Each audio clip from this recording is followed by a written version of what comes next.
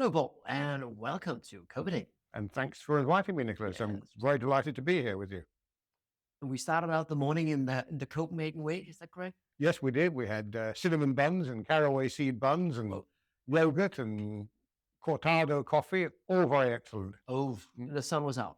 The sun was out, a little chilly, but the sun was out. Yeah. And we saw Borgen. We did, yes.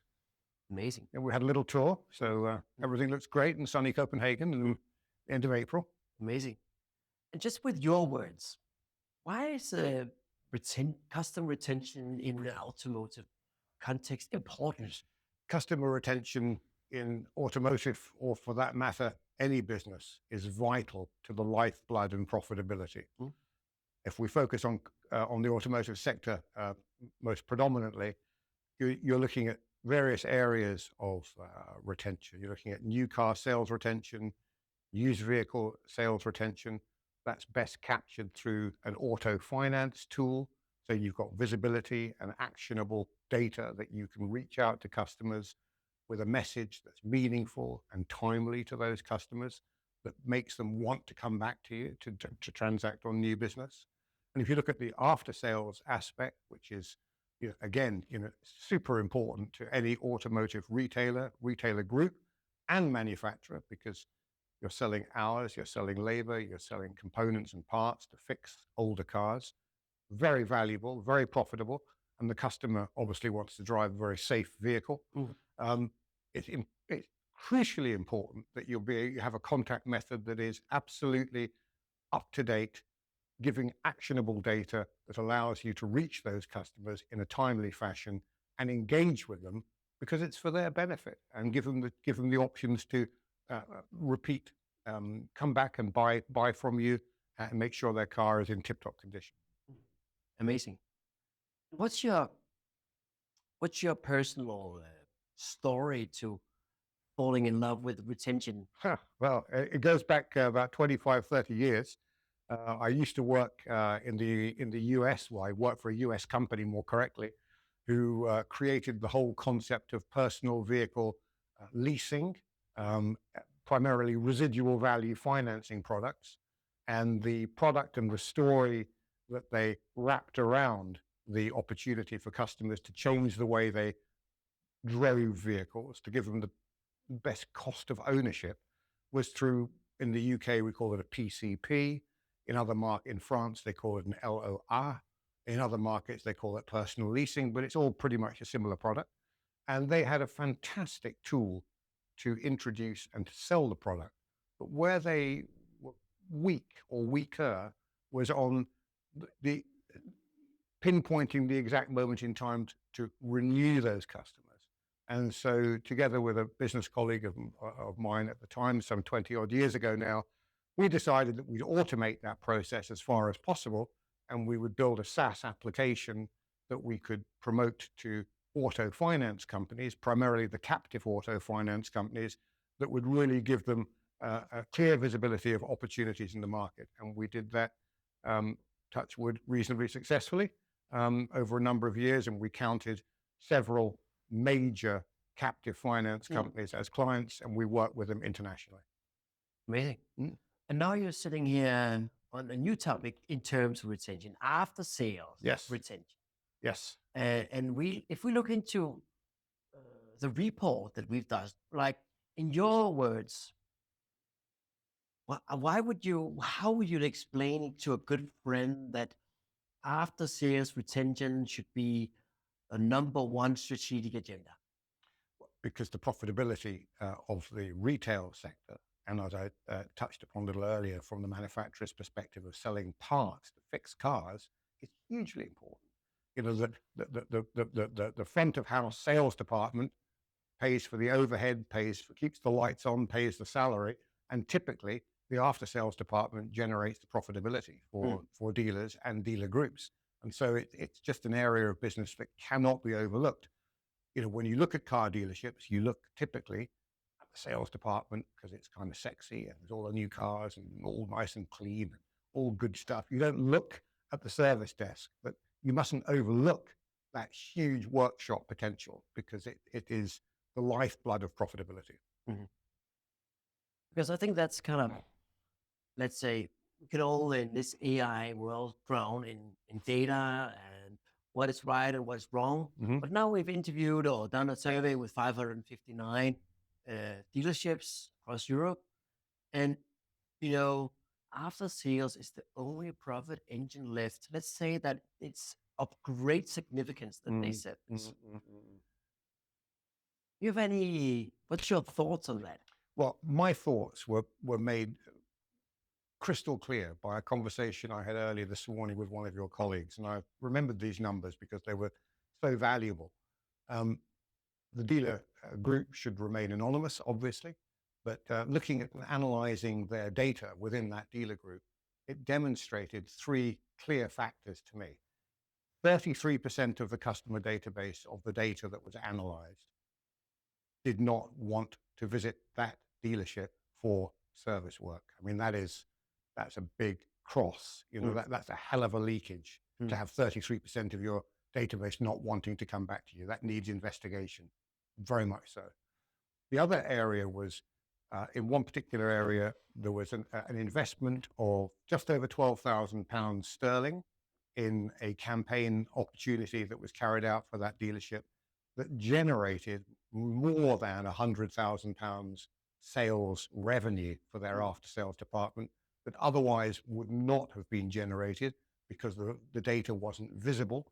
And if it's not visible, you can't action it. And then another fascinating area was that in your new agentic AI robot for outbound communication, where some of your platforms will allow for human communication or agentic AI, in this particular instance, 71% of the customers who engaged with the agentic AI robot booked a service appointment, by comparison to 52% when they spoke to a human. So an uplift on conversion from service appointment, a massive value for money on 12,000 invested for 100,000 revenue secured. And the other point that I was making was 33%. 33% of the customers leakage because they don't like to do business with that dealership. All of those factors are hugely important. So it just shows what you can do if you put your mind to looking at your data and really using the latest technology to surface that opportunity.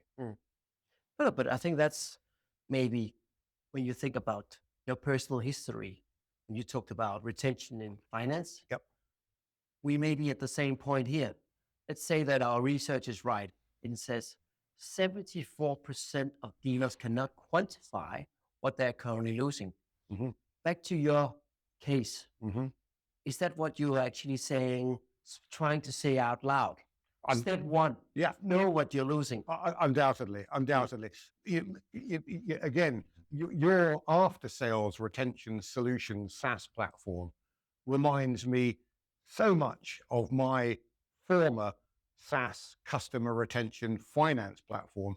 It's just tipped over 180 degrees. So all of the stages that you're talking about and the lost opportunity and the visibility of that data was exactly the same data points, albeit from the front end of the sale as opposed to the after sales that I was focused on when talking to prospects and clients.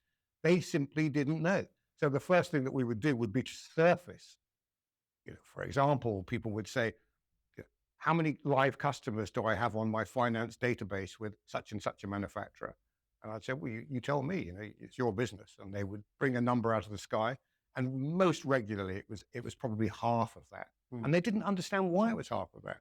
And then we'd look more deeply into it and we'd realize people had leaked and had gone and bought cars from other brands or other dealership groups. So it's so similar, but from a different angle. So that's why I'm absolutely plugged in to your product and service, because it's a decision that requires, in my opinion, no decision from a dealer group or in fact from a national sales company to cascade throughout their retailers.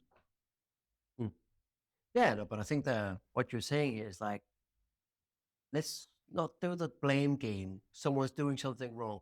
No one's doing something wrong, because if we're not measuring, we're not acting. Yeah, as I said, I think recently I wrote an article about after sales um, usage or platforms, and it's not the fact that car dealerships after sales departments are bad at doing what they do, because they're not, and they're under a lot of pressure from various angles.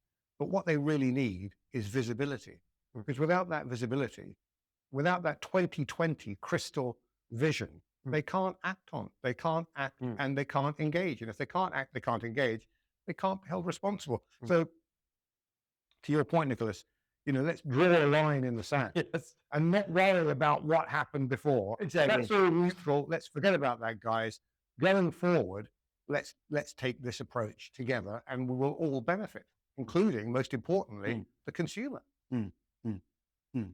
Yeah, it's kind of interesting. Like, let's say that this is correct data, and this is for most dealers, that we don't really exactly know what is the potential.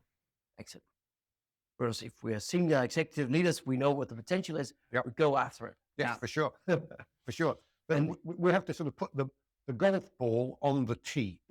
So the guys and girls who are running the after sales departments can take out their golf club and hit that ball way down the fairway. But if they don't know where the ball is, I mean, I know this is an analogy, but it's very realistic, and it's all about creating visibility, bringing up lost data, making it visible, making it actionable, and making it valuable to the consumer.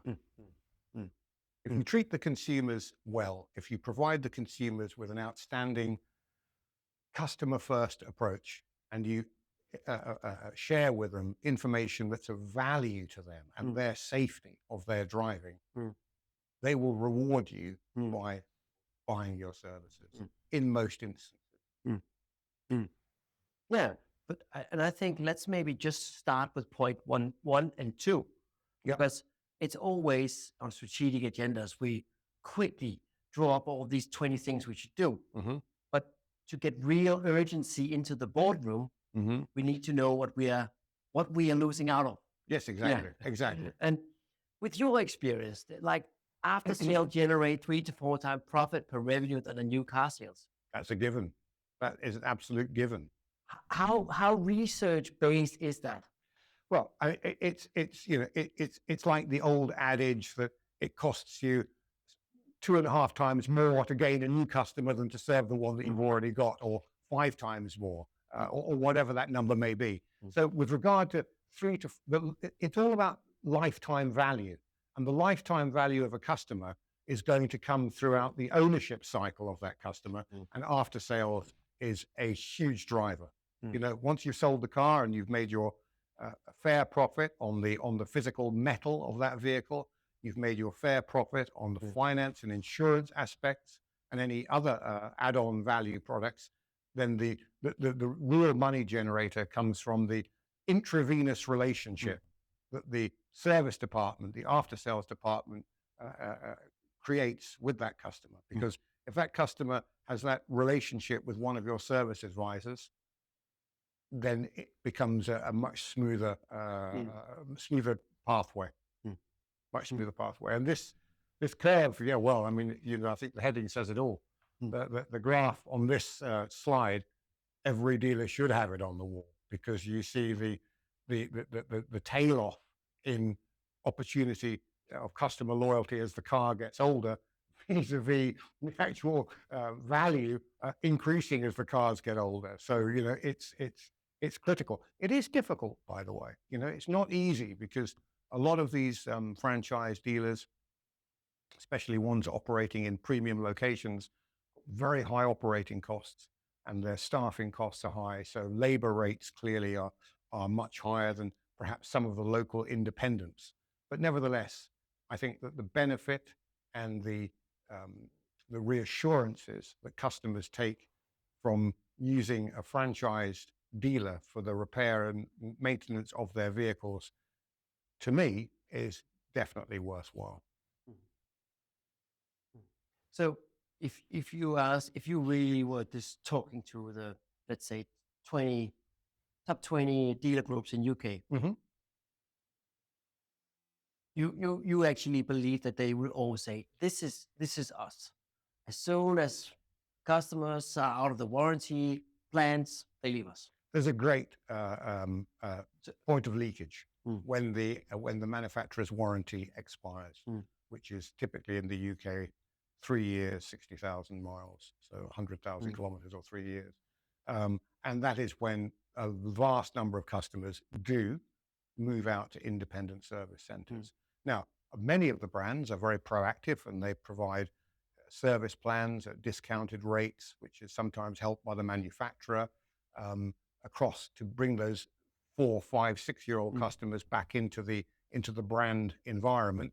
But there's still a lot of leakage. And so, yes, as I said earlier, as the car gets older, vehicles leak from the network. And of course, the opportunity for spend, which increases disproportionately with age, is lost along with it.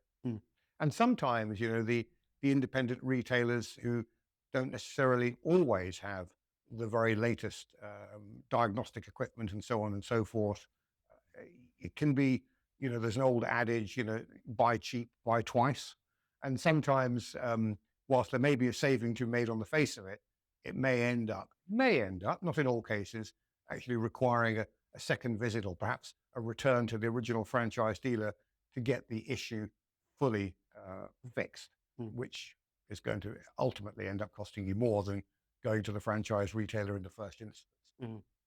Yeah. So with your experience, and let's say you were at the board of one of the top 20, top 10, and it says, okay, we need to take our EBITDA margin from 1 to 2 or 3%.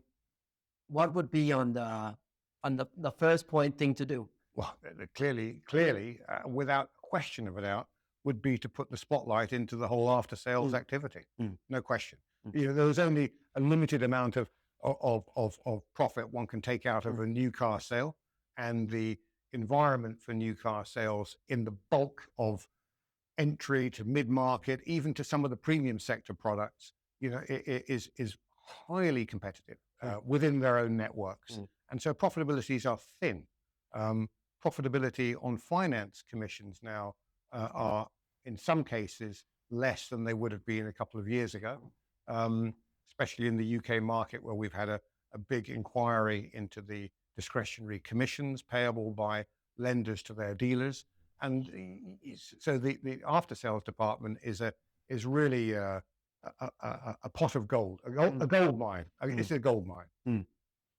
Yeah, I think that's our finding would suggest that a 10% improvement in after sales retention drives 30% revenue growth, and that's Yes, after for sure. sales. Yeah, absolutely. And again, that dovetails in very nicely with the presentation that I received from one of your colleagues earlier, which I mentioned. From a £12,000 investment drove £100,000 worth of revenue for one particular dealer group. So that those figures certainly don't surprise me at all. In fact, I would even suggest that the revenue figure could be even higher than 30%. But I think that the 10% improvement of 30% growth is a very conservative, balanced figure. No, but I think that's if we should close off our small coffee talk here, I think what we have agreed on today when we've been having our coffee talks is like, no matter where you are in terms of your maturity of understanding after sales, really making sure that you have a very clear understanding of the potential, and that you really can make sure that you have this, what I call retention audit. Do that as a first activity to figure out what to do. That's I think that's a very sensible process to follow. First off, definitely investigate more deeply your after sales area of your business. Secondly, if the opportunity exists whereby you can commit to having your after sales department audited, and then surfacing the opportunity for areas of improvement that will drive growth somewhere to the tune of 10% improvement and 30% in revenue growth, or you would be remiss for not doing so. So I think that's certainly you can't manage what you can't measure, and you can't measure something until you know what you're measuring. So you've got to uncover that opportunity, and an audit would be a very fine way to proceed with that. I think what we are sharing is this idea about there's an enemy out there, and that is this retention gap. Yes. And we believe that we together can minimize that gap. I have no doubt in my mind that that progressive dealer groups and manufacturers will focus very, very clearly on the retention gap in after sales. And hopefully making sure that customer retention comes either higher up on the agenda. Oh, for sure. It has to come higher up the agenda. Exactly. And I think we are going a step further here from AutoFirst. We're going to have a summit on the 20th of May, where you'll be having a case presentation with LSH Auto. We have Sandler talking about the experience every single time. We're talking about AI after sales roadmap. And we are having a full day of only with the dream of taking concrete takeaways home to make sure we can strengthen retention and fight the gap. Yeah, absolutely. And I'm looking forward greatly to attending the European Automotive After Sales Summit in Copenhagen, May 20th. Amazing. Good. Thanks again, Nicholas.